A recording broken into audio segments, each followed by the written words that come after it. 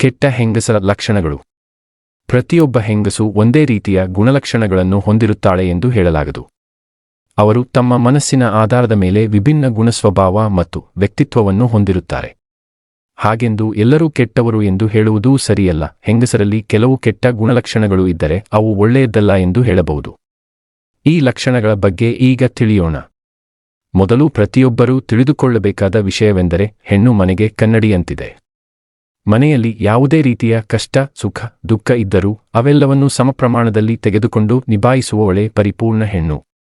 ತ್ಯಾಗಮಯಿ, ಕರುಣಾಮಯಿ ಎಂಬ ಅರ್ಥವೂ ಕೂಡ ಹೆಣ್ಣಿಗೆ ಇದೆ. ಇಷ್ಟೆಲ್ಲ ಗುಣಗಳನ್ನು ಹೊಂದಿರುವ ಹೆಣ್ಣು ಕೆಲವೊಮ್ಮೆ ಕೆಲವು ಸಂದರ್ಭಗಳನ್ನು ಅರ್ಥಮಾಡಿಕೊಳ್ಳುವುದು ಬಹಳ ಮುಖ್ಯ. ಪ್ರತಿಯೊಂದು ಸಮಯದಲ್ಲೂ ಹಠಮಾರಿ ಆಗಬಾರದು.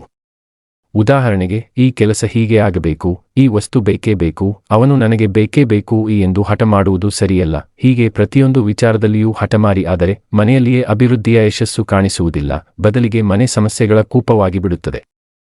ಕೆಟ್ಟ ಹೆಂಗಸರ ಲಕ್ಷಣಗಳು ಹೀಗಿವೆ. 1. ಗಂಡನ ಪ್ರತಿಯೊಂದು ಮಾತಿಗೆ ಎದುರಾತ್ಮಕವಾಗಿ ಉತ್ತರ ಕೊಡುವುದು. 2. ಅತಿಯಾಗಿ ಆವೇಶಪಡುವುದು. 3. ಬಾಯಲ್ಲಿ ಪದೇ ಪದೇ ಕೆಟ್ಟ ಬೈಗುಳಾಡುವುದು. 4. ಸ್ನಾನ ಮಾಡದೆ ಕೊಳಕಾಗಿ ಇರುವುದು.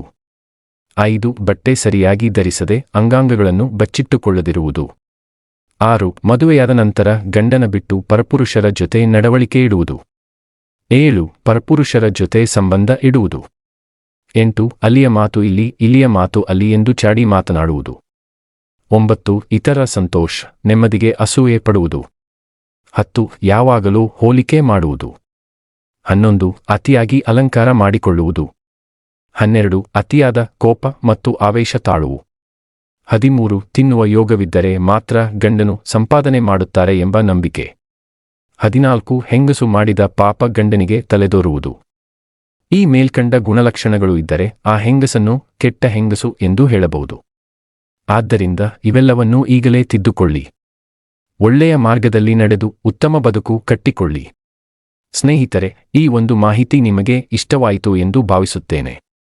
ಇಷ್ಟವಾದರೆ ಲೈಕ್ ಮಾಡಿ. ಇನ್ನಷ್ಟು ಮಾಹಿತಿಗಳಿಗಾಗಿ ಚಾನೆಲ್ ಸಬ್ಸ್ಕ್ರೈಬ್ ಮಾಡುವುದನ್ನು ಖಂಡಿತ ಮರಿಬೇಡಿ. ಕೇಳಿದ್ದಕ್ಕಾಗಿ ಧನ್ಯವಾದಗಳು.